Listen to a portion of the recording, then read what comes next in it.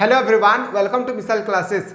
स्वागत है डिस्टूडेंट आप सभी को आपके अपने यूट्यूब चैनल मिसाइल क्लासेस में। जैसे कि डिस्टूडेंट आप लोगों ने हमें बहुत सारा कमेंट किए कि सर जिस तरह से हम लोगों को हिस्ट्री में प्रैक्टिस सेट नंबर 1 प्रोवाइड किए हैं, जियोग्राफी में प्रैक्टिस सेट नंबर 1 प्रोवाइड किए, इसी तरह से पॉलिटिकल साइंस में हम लोगों को प्रैक्टिस सेट नंबर 1 बताइए।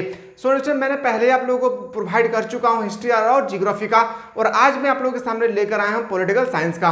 आज जो मैं आपको बताने वाला हूँ ना, ये आप लोगों का सेट नंबर 1 है। कितना है तो बोलेंगे सर ये सेट नंबर 1 है। इस तरह से आप लोगों को करवाया जाएगा 6 सेट। कितना सेट? 6 सेट आप लोगों को प्रोवाइड किए जाएंगे, जिसमें से आप लोगों को 2 सेट मिलने वाला है यूट्यूब पे।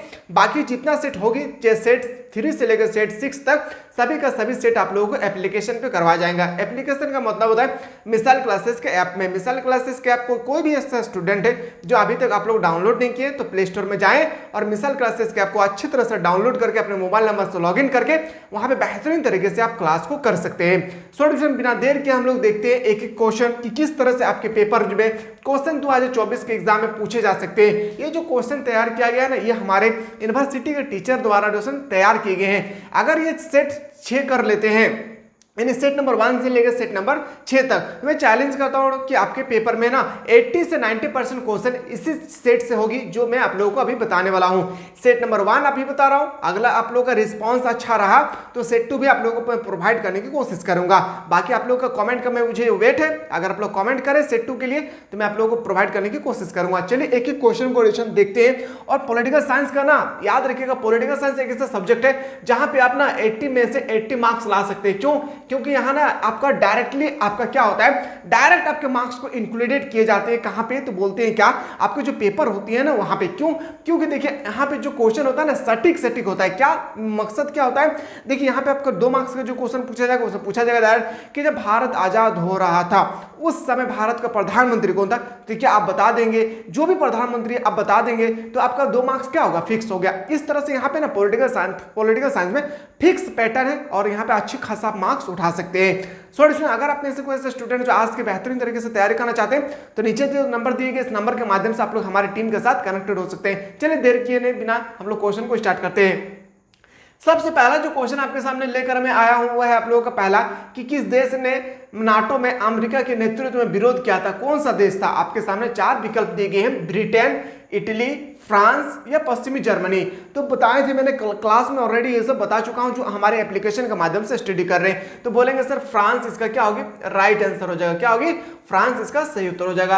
अगला जो क्वेश्चन है आपके सामने क्वेश्चन नंबर 2 कि बोल्शेविक क्रांति कहां हुई थी। जो आपसे पूछा गया था ना बोल्शेविक क्रांति, ये कहां हुआ है वो आपसे पूछा गया है। आपके सामने 4 ऑप्शन है, फ्रांस, इंग्लैंड, जापान और रूस। तो बोलेंगे सर इसका राइट आंसर क्या होगा, रूस इसका राइट आंसर हो जाएगा। ठीक है, एक एक क्वेश्चन को आप लोग को अपनी कॉपी पे नोट डाउन करना है क्योंकि ये क्वेश्चन बहुत ही इंपॉर्टेंट है। क्वेश्चन नंबर 3 है सोवियत संघ के अंतिम राष्ट्रपति कौन थे। और मैं आज जो आपको बताने वाला हूं ना फुल्ली 100 मार्क्स ना 100 मार्क्स का जो आपके पेपर में एग्जाम होगी, एग्जाम 2024 में किस तरह से आपके पेपर में क्वेश्चन आएगी सब कुछ मैं आज आप लोगों के सामने प्रस्तुत करने वाला हूं। क्वेश्चन नंबर है सोवियत संघ के अंतिम राष्ट्रपति कौन थे। अब सभी को पता है कि सोवियत संघ के जो अंतिम राष्ट्रपति थे वह है मिखाइल गोर्बाचेव। कौन है? Mikhail Gorbachev. यानी ऑप्शन नंबर क्या हो जाएगा आपका, ऑप्शन नंबर बी आपका राइट आंसर हो जाएगी। क्वेश्चन नंबर जो नेक्स्ट मूव करते हैं, क्वेश्चन नंबर आपके सामने 4 है खुले द्वार की नीति किसने अपनाया था। कौन सा ऐसा देश था जिसने खुले द्वार की नीति को अपनाया था। आपके सामने 4 विकल्प दिए जाएंगे, यूरोपीय संघ, अमेरिका, चीन या जापान। तो बोलेंगे जो अमेरिका थे ना, सॉरी आपका खुले द्वार की जो नीति अपनाने वाले देश थे वह है चाइना। कौन होगी? चाइना इसका सही उत्तर हो जाएगा।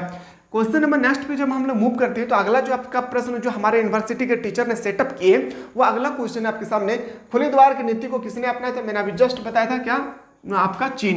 ये रिपीटेड क्वेश्चन है। चलिए अगला जो क्वेश्चन है कौन आसियान का सदस्य नहीं है। आपको बताना है यहाँ पे कि कौन जो है ना आसियान का सदस्य देश नहीं है। बहुत इंपॉर्टेंट ये क्वेश्चन जो मैं बता रहा हूँ स्टूडेंट, एक एक क्वेश्चन का आप लोग नोट डाउन करेंगे। ये जो क्वेश्चन मैं बता रहा हूँ ना आपके एग्जाम के रिगार्डिंग वेरी इंपॉर्टेंट है क्योंकि ये सब क्वेश्चन है बार बार आपके एग्जाम में पूछे जाएगी। ठीक है, नंबर 5 है आपसे पूछा गया है कि कौन आसियान का सदस्य देश नहीं है। तो बोलेंगे आपके सामने सिंगापुर, फिलीपींस, इंडोनेशिया और श्रीलंका दिया है। तो बोलेंगे सर श्रीलंका जो है ना वो हम लोगों का क्या नहीं है, आसियान का सदस्य देश नहीं है। सो डिस्टूडेंट आपका जब एग्जाम होगी ना 2024 के एग्जाम पेपर में हूबहू इसी तरह से आपके पेपर में डिस्टूडेंट क्वेश्चन छपने वाले हैं। बिल्कुल आप लोग घबराए नहीं है, ठीक है। बस और एक बात आप लोग तय कर लीजिए, अगर आपको आर्ट्स में अच्छा रिस्पॉन्स लाना है, अच्छा रिस्पॉन्स के साथ आप लोगों को पास होना है, पढ़ना है, इच्छुक है आप लोगों की कि मुझे 2024 के एग्जाम के रिगार्डिंग अच्छा खासा मार्क्स उठाना है, तो बिल्कुल डिस्टूडेंट आप लोग को जो आर्ट्स का न्यू बैच हम लोग लॉन्च किया हमारे एप्लीकेशन पे, उसको आप लोग जाके डिस्टूडेंट 399 रुपीज में आर्ट्स के ऑल सब्जेक्ट का कोर्स को आप लोग बाय कर सकते हैं।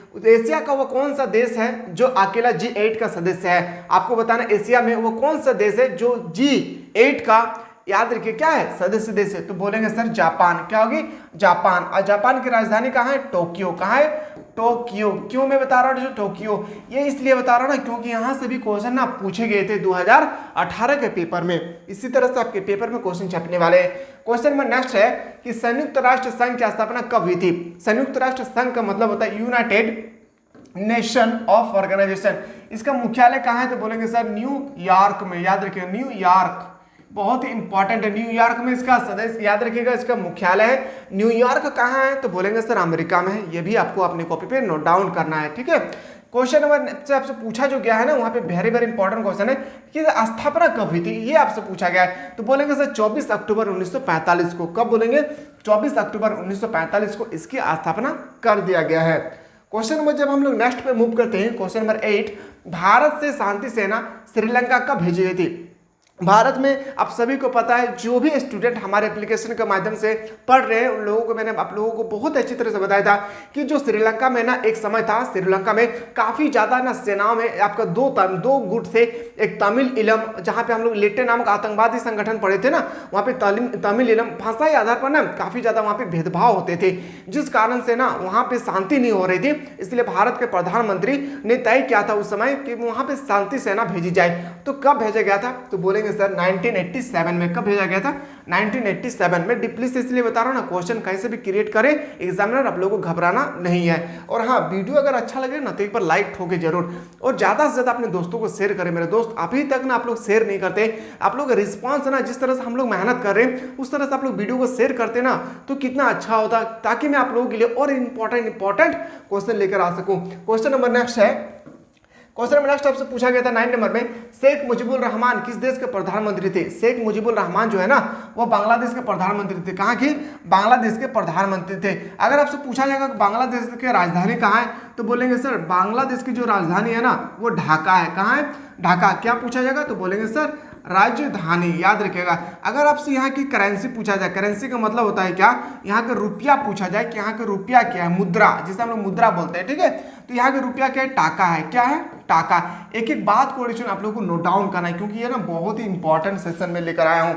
ये सब क्वेश्चन, ये जो 6 सेट आप लोगों पे प्रोवाइड करने वाला हूँ ना, आपके पेपर का निचोड़ जो आपके 2024 में एग्जाम होगी ना, निचोड़ जो क्वेश्चन होता है मैं आज लेकर आया हूँ। एक एक क्वेश्चन ध्यान से देखिएगा। सार्क का प्रथम शिखर सम्मेलन कब हुआ था? सबसे पहले मैं बता दूं, सार्क का स्थापना जो हुआ था वो 1985 में हुआ था। कब हुआ था? 1985 में। इस सब को भी अपने कॉपी पे नोट डाउन करना है। कोई भी क्वेश्चन को आप लोगों को हल्के में नहीं लेना है ना। चलिए अगला जो क्वेश्चन देखते हैं कि सार्क का प्रथम शिखर सम्मेलन कब हुआ था? तो बोलेंगे सर सार्क जो थे इनका शिखर सम्मेलन हुआ था कब? तो याद रखिएगा 1985 में। लेकिन आपसे अगर पूछा जाएगा ना कहाँ हुआ है, तो बोलेंगे सर ढाका में हुआ है। ढाका मैंने अभी जस्ट बताया कि बांग्लादेश, याद रखिएगा बांग्लादेश की क्या है? राजधानी है ढाका। याद रखिएगा। इसको भी आप लोग को कॉपी पे एक एक करके क्वेश्चन को अपने कॉपी पे नोट डाउन करते रहिए, ठीक है। Question number next, amnesty international का संबंध किससे है? मैंने एमनेस्टी के बारे में ना आप लोगों को बहुत बेहतरीन तरीके से बताया था कि एमनेस्टी क्या है। 2 मार्क्स के में बताया था, 4 मार्क्स के भी आपके पेपर में किस तरह से क्वेश्चन पूछे जाएंगे मैंने वो भी आप लोगों को बताया था कि एमनेस्टी क्या है? एक मानवाधिकार है। क्या है? मानवाधिकार। यानी ऑप्शन नंबर आपका बिल्कुल सही उत्तर हो जाएगा, सी इसका राइट आंसर हो जाएगी। अगला जो क्वेश्चन आपसे पूछा गया था, क्वेश्चन नंबर नेक्स्ट, सुरक्षा परिषद में कितने अस्थायी सदस्य है? आपसे अस्थायी पूछा गया। अगर आपसे अस्थायी पूछता, ध्यान से दीजिए, इसको नोट डाउन करिए। जो चीज मैं आप लोगों के लिए लिख रहा हूं इसको नोट डाउन करें। अस्थाई, अगर अस्थाई देशों की संख्या पूछता है तो बोलते हैं सर 5। तो कौन कौन है सर ये 5? ये भी थोड़ा सा आपको पता होना बहुत जरूरी है। क्यों पता है? क्योंकि ये 5 देश का नाम ना हर साल पेपर में आपसे पूछा जाता है आप लोगों के लिए एग्जाम में, ठीक है। तो समझिएगा कौन कौन देश है। तो बोलेंगे सर सबसे पहले चीन, रूस, ब्रिटेन, याद रखिएगा क्या होगा? Britain, America, France. मैं फिर से बता रहा हूँ 5 देश का नाम आपको याद रखना है। चीन, रूस, ब्रिटेन, अमेरिका, फ्रांस। चीन, रूस, ब्रिटेन, फ्रांस, अमेरिका। याद रखिएगा, अस्थायी देशों की संख्या पूछा जाएगा 5।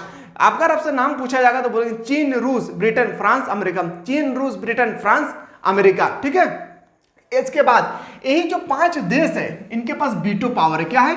वीटो। याद रखिएगा, वीटो पावर है, वेटो पावर है। याद रखिएगा, वीटो पावर है, बहुत इंपॉर्टेंट है। आपसे एग्जाम में कई बार ये क्वेश्चन पूछा गया है कि वह कौन से दो देश है, वैसे कौन से देश है जिनके पास वीटो पावर है। आपके सामने ऑप्शन रहेगी क्या क्या, तो बोलेंगे इंडोनेशिया, अमेरिका, फ्रांस, रूस, इस तरह से ऑप्शन रहेगा। तो आपको पता होगा कि इंडोनेशिया जो है ना, उनके पास क्या नहीं है, वीटो पावर नहीं है। तो आप इजीली से कर सकते हैं। उसके लिए क्या करना होगा, 5 देश का नाम आपको याद रखना होगा। मेरे पास एक बार लाउडली बोले, चीन, रूस, ब्रिटेन, फ्रांस, अमेरिका।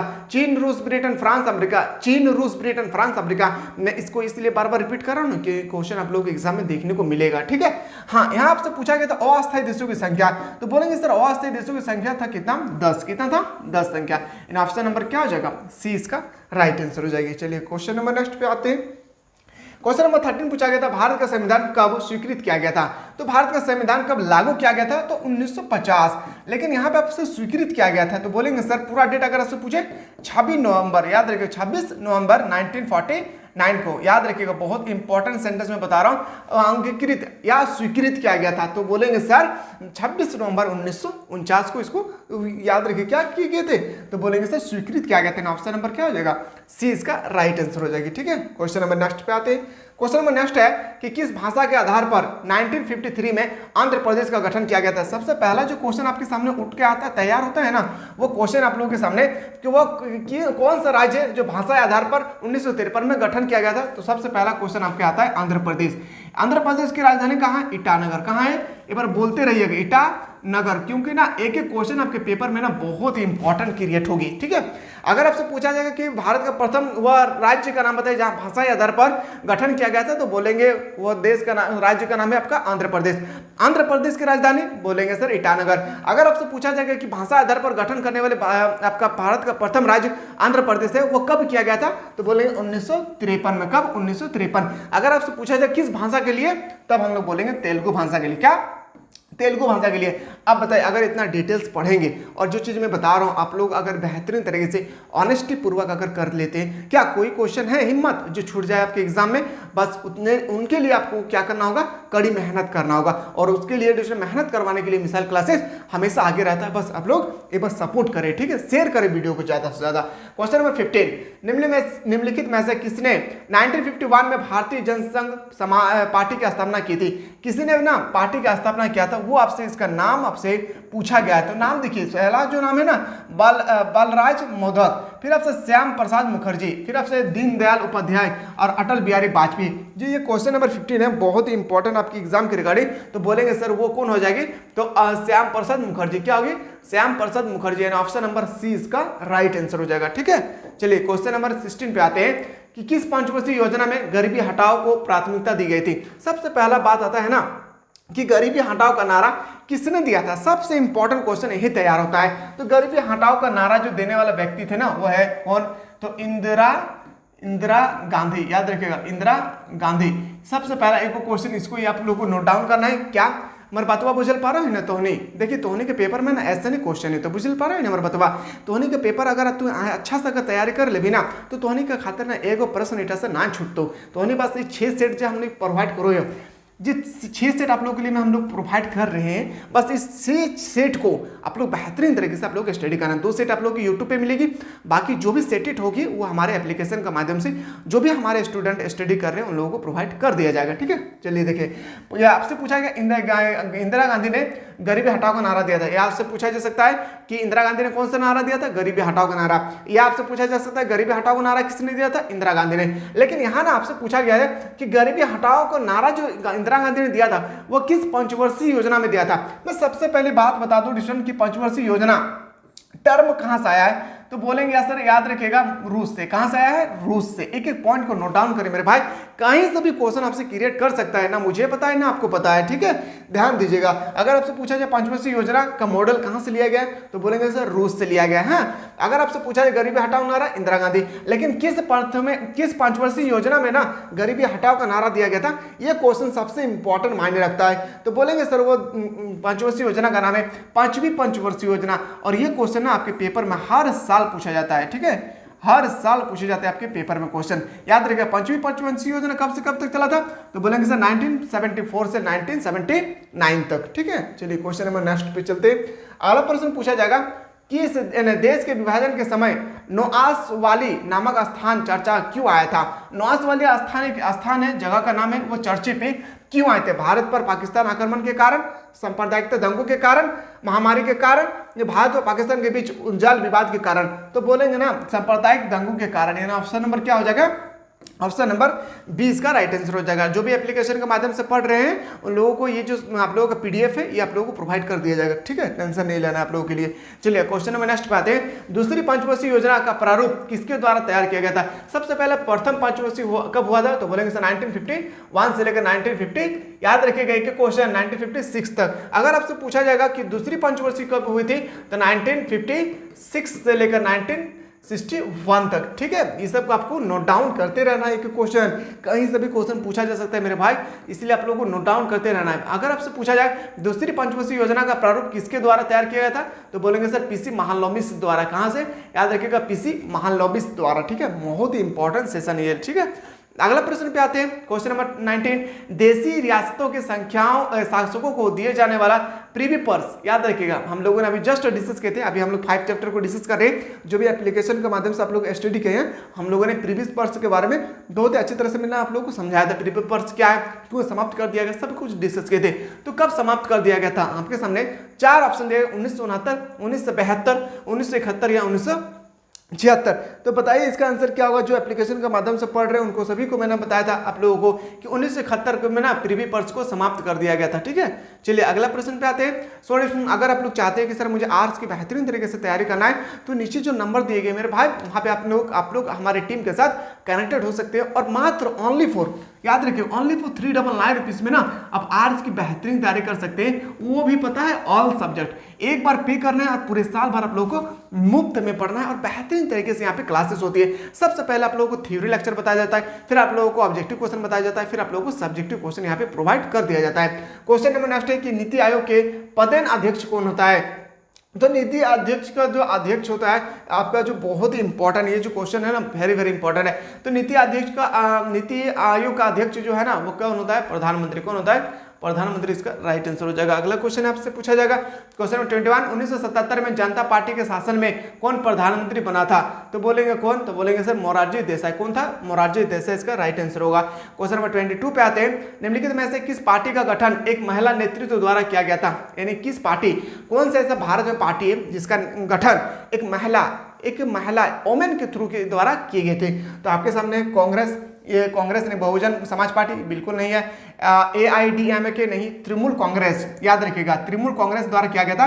किसके द्वारा? ममता बनर्जी द्वारा, MB, याद रखिएगा MB, उसका नाम को शॉर्टकट याद रखिएगा, बंगाल का टाइगर है, ठीक है, ममता बनर्जी, ठीक है। चलिए अगला क्वेश्चन पे आते हैं।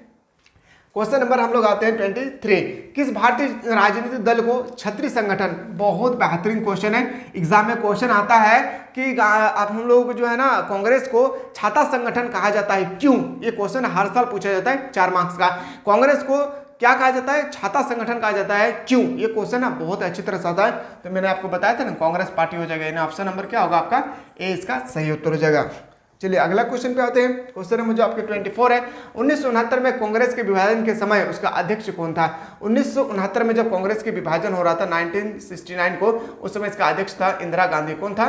Indira Gandhi is the right answer. Question number आपको 24 इसका राइट आंसर होगा, ठीक है। चलिए क्वेश्चन नंबर नेक्स्ट पे आते हैं। क्वेश्चन 25 है, किस संविधान संशोधन, इसको आप लोग ना अपने साथ जहां आप लोग जाएं वहां ये क्वेश्चन को आप लोग लेकर जाएं, क्योंकि ये क्वेश्चन हर साल आपसे पूछा जाएगा। किस संविधान संशोधन को लघु संविधान की संज्ञा दी गई? लघु संविधान, मिनी कॉन्स्टिट्यूशन कहा जाता है।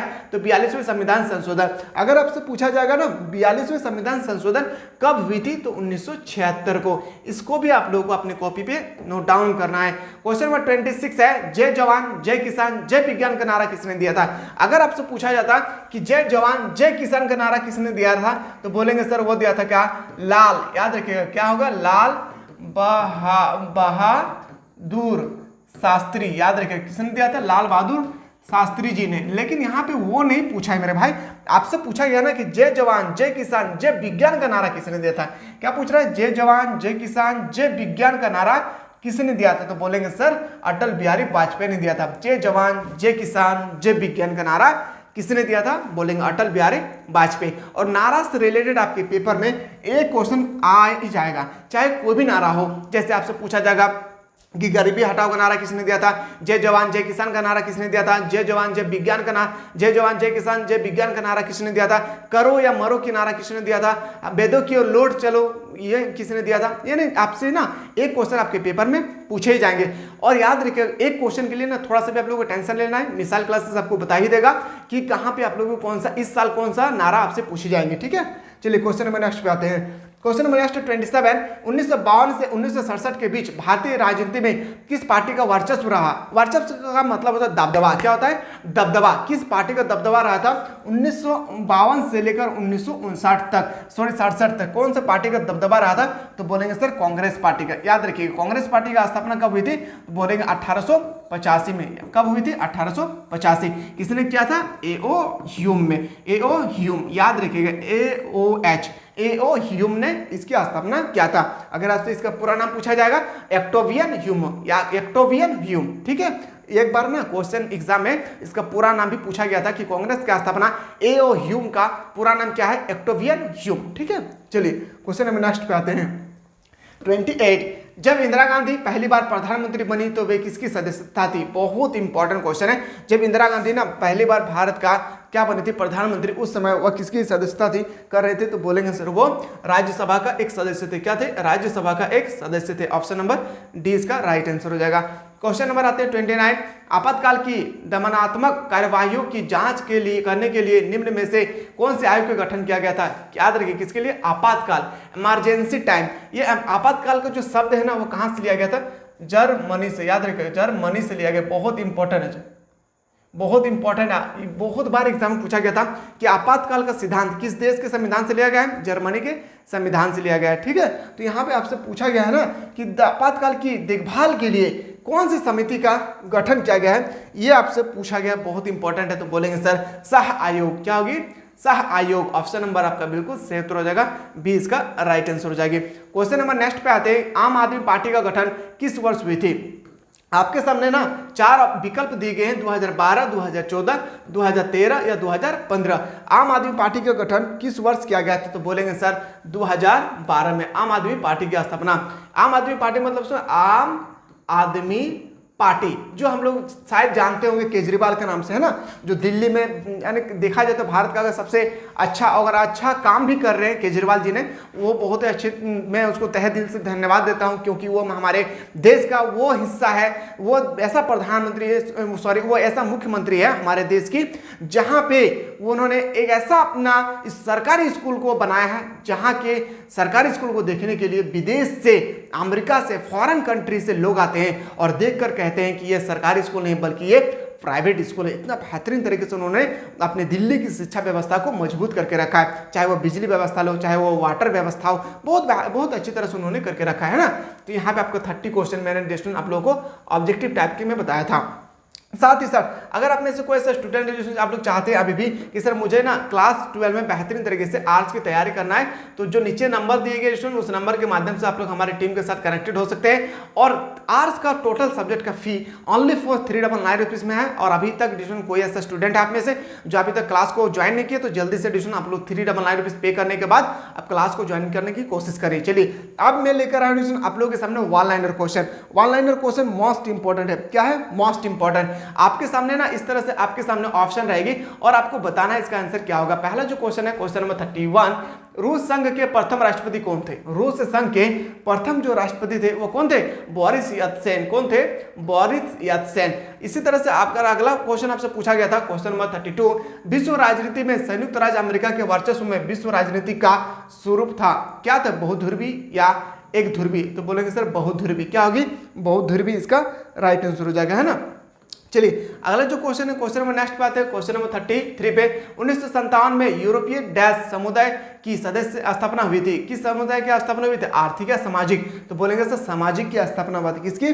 सामाजिक का स्थापना हुआ था। आप लोग सोच रहे हैं कि ऐसा भी प्रश्न हमारे एग्जाम पूछा जा सकता है। सो ऐसा ही आपके पेपर में क्वेश्चन छपने वाला है, ठीक है, टेंशन नहीं लेना है। क्वेश्चन 34, विश्व व्यापार संगठन का कार्यकाल है, आपका कार्यालय है, कार्यालय का मतलब होता है मुख्यालय कहाँ है? तो बोलेंगे सर जेनेवा में। कहाँ पे है? जेनेवा। आपका बिल्कुल सही उत्तर हो क्या? जेनेवा। क्वेश्चन नंबर 35 में पूछा गया था संयुक्त राष्ट्र संघ की सुरक्षा परिषद में अस्थायी सदस्यों की संख्या कितनी है? अस्थायी मैंने अभी जस्ट बताया। अस्थायी सदस्य की संख्या अगर पूछा जाएगा तो 5। कौन कौन? तो बोलेंगे चीन, रूस, ब्रिटेन, फ्रांस, अमेरिका। चीन, रूस, ब्रिटेन, फ्रांस, अमेरिका। पर हाँ आपसे यहाँ पे पूछा गया है ना कि अस्थायी, तो बोलेंगे सर 10 देश है। कितना? 10 देश है, ठीक है। चलिए अगला क्वेश्चन पे आते हैं। क्वेश्चन 36, प्रधानमंत्री डैश ने भारत की नई आर्थिक नीति का निर्धारण 1991 में किया था। कौन सा प्रधानमंत्री ने? राजीव गांधी, नरसिंह राव? तो बोलेंगे सर नरसिंह राव। नरसिंह राव इसका बिल्कुल सही उत्तर हो जाएगा। क्या होगी? नरसिंह राव। इसी तरह से आपसे अगला जो क्वेश्चन पूछा गया है कि लिट्टे नामक आतंकवादी संगठन कहाँ है? आतंकवादी या उग्रवादी संगठन? तो श्रीलंका की है। कहाँ की है? श्रीलंका की। सार्क की स्थापना कब हुई थी? तो सार्क की स्थापना हुआ था 1985 में, याद रखिएगा। सार्क का मुख्यालय कहाँ है? तो ढाका। क्वेश्चन नंबर 39, हरित क्रांति से किसको लाभ पहुंचता है? किसको मतलब किसको प्रॉफिट पहुंचता है वो आपसे पूछा गया है। तो देखिए कृषि को। क्या होगी? कृषि को। अगला जो क्वेश्चन आपसे पूछा गया है 1987 में डैश के राष्ट्रपति जयवर्धन ने भारत में से शांति सेना पर हस्तक्षेप किए थे। तो बोलेंगे सर श्रीलंका के। याद रखिए कहाँ थे? श्रीलंका। ऑप्शन नंबर क्या हो जाएगी इसका? राइट आंसर है श्रीलंका। मैंने 10 क्वेश्चन आप लोगों के सामने वन लाइनर क्वेश्चन लेकर आया था। अब मैं जो आप लोगों के सामने लेकर आया हूं वो आपका सामने क्वेश्चन होगा 2 मार्क्स का। 2 मार्क्स का मैं 10 क्वेश्चन लेकर आया हूं जो आपके पेपर के रिगार्डिंग ना वेरी इंपॉर्टेंट है। पहला जो क्वेश्चन है मैंने आप लोगों को बताया हूं गुण निरपेक्षता और तटीय आस्था में क्या अंतर है। अगला जो क्वेश्चन है गलानोस्त आप क्या समझते हैं? ये सब मैंने ऑलरेडी एप्लीकेशन के माध्यम से जो भी हमारे स्टूडेंट स्टडी कर रहे हैं उन लोगों को मैंने प्रोवाइड कर चुका हूं, ठीक है। अगला जो क्वेश्चन है 43, एमनेस्टी इंटरनेशनल क्या है? ये भी मैंने आपको बताया था। डोकलाम विवाद क्या है? डोकलाम विवाद ना मोस्ट इंपॉर्टेंट है। बहुत सारे स्टूडेंट को लगता है कि डोकलाम विवाद एग्जाम में नहीं पूछा जाता है, लेकिन ये तो पूछा गया है ना, तो मैं लेकर आया यहाँ पे 45, भारत के 2 राष्ट्रीय राजनीतिक दलों के नाम लिखे। मैंने अभी जस्ट बताया था ना, ऐसा क्वेश्चन आपके पेपर में आएगा कि 2 राष्ट्रीय ऐसे दलों के नाम बताइए, तो बोलेंगे सर कांग्रेस और बीजेपी। 2 मार्क्स हो गया, बस इतना आपको पेपर में लिखना है, 2 मार्क्स क्लियर हो जाएगा। क्वेश्चन नंबर नेक्स्ट, दूसरी दुनिया का अभिप्राय क्या है? मैंने बताया था दूसरी दुनिया का अभिप्राय किससे रिलेटेड है, मैंने ऑलरेडी सुना आप लोगों का पॉलिटिकल साइंस के चैप्टर नंबर 2 में बताया था आप लोग को अच्छी तरह से। क्वेश्चन नंबर 47, भारत में आपातकाल किस प्रधानमंत्री द्वारा लागू किया गया तथा यह किस वर्ष लागू किया गया है? आपातकाल किस प्रधानमंत्री द्वारा लागू किया गया था? इमरजेंसी टाइम, ठीक है। और ये जो लागू किया गया था ना, यह किस वर्ष लागू किया गया था वो भी आपसे पूछा जा रहा है। क्वेश्चन नंबर 48 है, एक ध्रुवीय विश्व से आप क्या समझते हैं? क्वेश्चन नंबर 49 है, कांग्रेस सिंडिकेट का क्या अर्थ है? सिंडिकेट का मतलब होता है डिविजन। ये आपको पढ़ना होगा कहाँ पे? तो पॉलिटिकल साइंस का बुक नंबर 2 में चैप्टर नंबर 5 पढ़ना होगा। पॉलिटिकल साइंस का बुक नंबर 2 में चैप्टर नंबर 5 आपको जब आप स्टडी करेंगे, मैंने बहुत ही आज ही डिस्कशन आप लोगों को मैंने प्रोवाइड कर दिया हूँ, बहुत अच्छी तरह से मैंने एक्सप्लेन किया हूँ। अगर कोई एप्लीकेशन का माध्यम से स्टडी अभी कर रहे हैं आप लोग और नहीं देखे हैं चैप्टर 5 को, तो बेहतरीन तरीके से देखिए। मैंने बहुत ही अच्छी तरह से आप लोगों का थ्योरी लेक्चर 1 लेक्चर 2 प्रोवाइड किया हूँ, फिर आप लोगों का वेरी शॉर्ट क्वेश्चन प्रोवाइड किया हूँ, फिर शॉर्ट क्वेश्चन, फिर लॉन्ग क्वेश्चन, फिर आप लोगों को मैं प्रोवाइड किया हूँ ऑब्जेक्टिव क्वेश्चन। अच्छी तरह से देखिए, मैं प्रॉमिस करता हूँ डिस्कशन कि इस टॉपिक से एक भी क्वेश्चन आपके पेपर में नहीं छूटेगी। क्यों? क्योंकि ये चैप्टर से रिलेटेड आपके पेपर में 11 मार्क्स का आपके पेपर में क्वेश्चन छपने वाला है, ठीक है। चलिए क्वेश्चन नंबर नेक्स्ट है 50 नंबर, आजाद भारत के पहले शिक्षा मंत्री कौन थे? तो बोलेंगे सर एपीजे अब्दुल कलाम, है ना। याद रखिएगा, एक एक क्वेश्चन को आप लोगों को नोट डाउन करें, क्योंकि ना एक बहुत इंपॉर्टेंट क्वेश्चन है आपके पेपर में ना, इसी तरह से क्वेश्चन आएगी। सोवियत प्रणाली क्या थी? मैंने बताया था पंचशील सिद्धांत 100% 2024 के पेपर में डायरेक्ट टपकेगा, ठीक है। क्वेश्चन 52, पाकिस्तान की राजनीति में सेना की भूमिका का वर्णन करें। मैंने ये भी बताया था। विविधता में एकता से आप क्या समझते हैं, मैंने ऑलरेडी ये भी आप लोगों को बताया हूँ। ठीक है, चलिए अभी तक कोई ऐसा स्टूडेंट आप में से जो अभी तक हमारे एप्लीकेशन को प्ले स्टोर से नहीं डाउनलोड किए मेरे दोस्त, तो जाइए प्ले स्टोर में और डाउनलोड कीजिए मिसाइल क्लासेस के ऐप को। क्या डाउनलोड करना है, मिसाइल क्लासेस के ऐप को प्ले स्टोर से डाउनलोड करें। अगर डाउनलोड करने में प्रॉब्लम होगी नीचे डिस्क्रिप्शन पे लिंक दिया हुआ है, कैसे डाउनलोड किया जाता है वो भी आप लोगों को मिल जाएगा। और आर्ट्स के अगर बेहतरीन तरीके से तैयारी करना चाहते हैं तो हमारे एप्लीकेशन के माध्यम से 399 रुपीज़ में आप आर्ट्स की बेहतरीन तरीके से यहाँ पे क्लासेस कर सकते हैं। क्वेश्चन नंबर नेक्स्ट है 53, विलय पत्र किसे कहते हैं, या आतंकवाद के विरुद्ध अमेरिका के विश्वव्यापी युद्ध का वर्णन करें। ये भी आप लोगों को स्टडी करना है। 54, 1974 के बिहारी आंदोलन का वर्णन करें। एक ध्रुवीय विश्व से आप क्या समझते हैं, ये क्वेश्चन तो 2024 के पेपर में डायरेक्ट टपकेगा। क्या होगा, डायरेक्ट टपकेगा। ठीक है। क्वेश्चन 55, लोकतंत्र में राजनीतिक दलों की क्या भूमिका है। लोकतंत्र में, डेमोक्रेटिक कंट्री में लोकतंत्र में राजनीतिक दलों की क्या भूमिका है, पॉलिटिकल पार्टी। प्रीवी पर्स से आप क्या समझते हैं, ये क्वेश्चन तो आपके पेपर में डायरेक्टली पूछा जाएगा 2024 के एग्जाम में कि प्रीवी पर्स क्या है, इसे क्यों समाप्त कर दिया गया है, इसको समाप्त करने का क्या रीजन थे, वो भी आप लोग से पूछे जाएंगे। अब आते हैं हम लोग लॉन्ग क्वेश्चन की ओर कि भारत का चीन के साथ क्या संबंध है। मैंने आपको बताया था ना कि संबंध से रिलेटेड कोई भी भारत के साथ कोई भी देश के एक संबंध से रिलेटेड आपके पेपर में लॉन्ग क्वेश्चन पूछे जाएंगे, चाहे भारत चीन हो, भारत पाकिस्तान हो, भारत श्रीलंका हो, भारत रूस हो, भारत आपका अमेरिका हो, कोई भी आपका रिलेशन पूछा जाएगा कोई भी कंट्री से। तो मैंने ऑलरेडी आप लोगों के सामने बहुत अच्छी तरह से ये सब आप लोगों को मैं प्रोवाइड कर चुका हूँ, है ना। थोड़ा सा आप लोग देख लीजिए क्योंकि एग्जाम बहुत ही नजदीक आ चुका है। 55, भूटान के विकास में भारत की भूमिका का वर्णन करें। भूटान की विकास में भारत की भूमिका का वर्णन करना है। किन कारणों से 1969 में कांग्रेस पार्टी के विभाजित हुई थी, व्याख्या करें।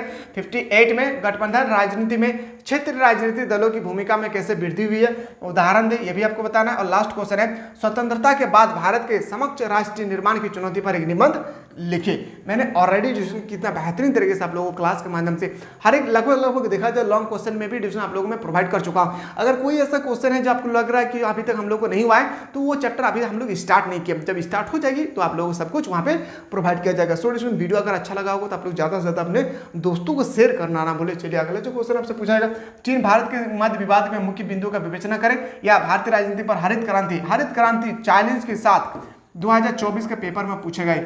हरित क्रांति से रिलेटेड 2024 के पेपर में क्वेश्चन छपेगा ही छपेगा, याद रखिएगा एडिशन। ठीक है, तो मैं आशा करता हूं एडिशन कि आप लोग हमारी बातों को समझ गए हैं बहुत अच्छी तरह से, किस तरह से आपके पेपर में क्वेश्चन आने वाले हैं। अगर आप लोगों का रिस्पांस अच्छा रहा, क्या रहा, आप लोगों का रिस्पांस अगर अच्छा रहा तो मैं अगला जो वीडियो आप लोग बताऊंगा एडिशन वो आप लोगों का होगा, याद रखिएगा, सेट नंबर 2। अगर आप लोग कमेंट सेक्शन में कमेंट करेंगे तभी आप लोगों को मैं सेट नंबर 2 बताने की कोशिश करूंगा, अन्यथा मुझे कोई फर्क नहीं पड़ता है मैं यूट्यूब में बताने के लिए, क्योंकि मैंने ऑलरेडी एप्लीकेशन में सब कुछ मैं बताने की कोशिश करूंगा। चलिए एडिशन हम लोग मिलते हैं नया वीडियो में, तब तक आप लोग स्वस्थ रहे, मस्त रहे और पढ़ाई में व्यस्त रहे।